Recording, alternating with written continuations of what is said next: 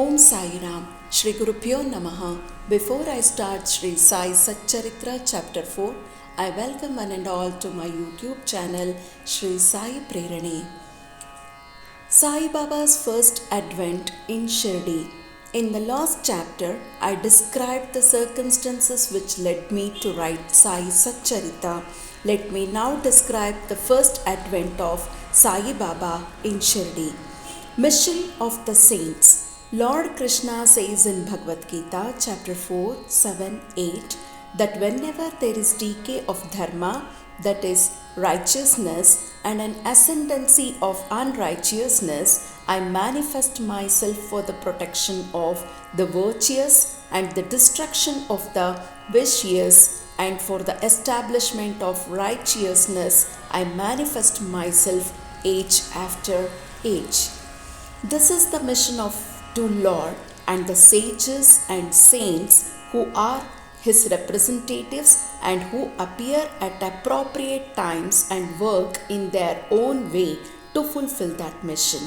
For instance, when the twice born, that is the Brahmins, the Kshatriyas and the Vaishyas neglect their duties, and when the Shudras try to usurp the duties of other classes, when spiritual preceptors are not respected but humiliated, when nobody cares for religious instructions, when everybody thinks himself very learned, when people begin to partake of forbidden foods and intoxicating drinks, when under the cloak of religion people indulge in malpractices, when people belonging to different sects fight amongst themselves, when Brahmins fail to do Sandhya adoration and the Orthodox leave their religious practices, when yogis neglect their meditation, when people begin to think that wealth, progeny, wife are their sole concern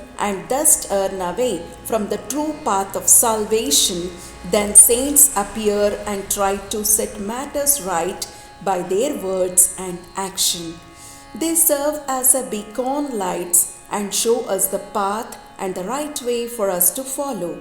In this way, many saints viz. Nivrutti, Dhyanadev, Muktabai, Namadev, Gora, Gonai, Ekanath, Tukaram, Narahari, Narsibhai, Sajan Kasai, Savata, Ramadas and various others did appear at various times to show the right path to the people, and so the present advent came as Shirdi, Sai Baba of Shirdi.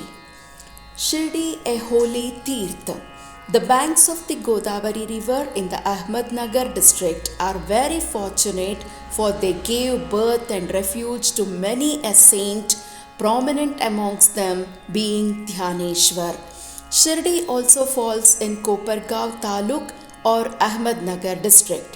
After crossing the Godavari river at Kopargaon, one gets on way to Shirdi. When you go there 3 kos, that is 9 miles, you come to Neemgaon, from where Shirdi is visible. Shirdi is a famous and well known as other holy places like Ganagapur, Nrisimhavadi, Audambar on the banks of Krishna river. As the devotee Damoji flourished and blessed Mangala Vedha near Pandarapur, as Samartha Ramadas at Sajjangad, as Shri Nrisimha Saraswati at Saraswati Wadi, so Sainath flourished at Shirdi and blessed it. Personality of Sai Baba. It is on account of Shri Sai Baba that Shirdi grew into importance. Let us see what sort of personage Sai Baba was. He conquered his sansar, that is worldly existence, which is very difficult and hard to cross. Peace or mental calm was his ornament, and he was the repository of wisdom. He was the home of Vaishnav devotees, most generous like Karna amongst all, the quintessence of all essences. He had no love for perishable things and was always engrossed in self-realization, which was his sole concern. He felt no pleasure in the things of his world and of the world beyond. His antarang heart was as clear as a mirror, and his speech always rained nectar. The rich or poor people were the same to him. He neither knew nor cared for honor or dishonor. He was the Lord of all beings. He spoke freely and mixed with all people, watched the actings and dances of nautch girls, and heard ghazal songs. Still, he swerved not an inch from samadhi, that is, mental equilibrium. The name of Allah was always on his lips. While the world awoke, he slept, and while the world slept, he was vigilant. His inner self was as calm as the deep sea. His ashram could not be determined, nor his actions could be definitely determined, and thou he sat in one place. He knew all the transactions of the world. His darbar was imposing. His told hundreds of stories daily. Still he swerved not an inch from his vow of silence.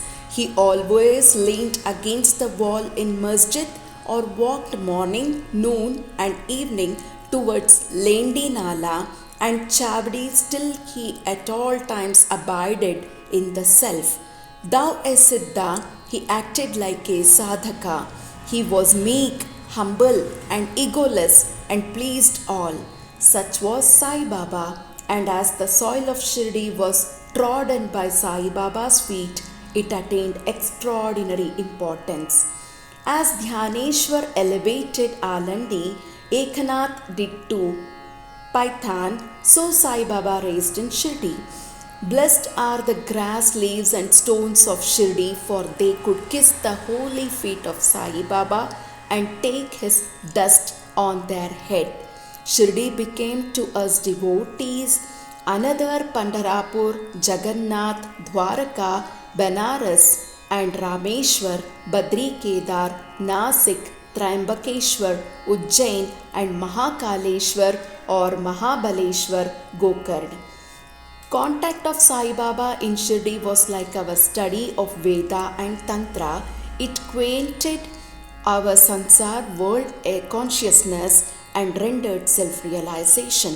The darshan of Sri Sai Baba was our yoga sadhana, and talk with him removed our sins. Shampooing his legs was our bath in Triveni Prayag, and drinking the holy water of his feet destroyed our sins. To us, his commands were Vedas, and accepting, that is, eating, his Udi, sacred ash, as prasad was all purifying. He was our Sri Krishna and Sri Ram who gave us solace, and he was our Parabrahma, absolute reality.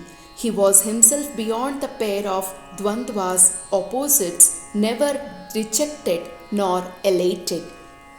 He was always engrossed in his self as existence, knowledge, and bliss. Shirdi was his center, but his field of action extended far beyond to Punjab, Calcutta, North India, Gujarat, Decca, now in Bangladesh, and Konkan.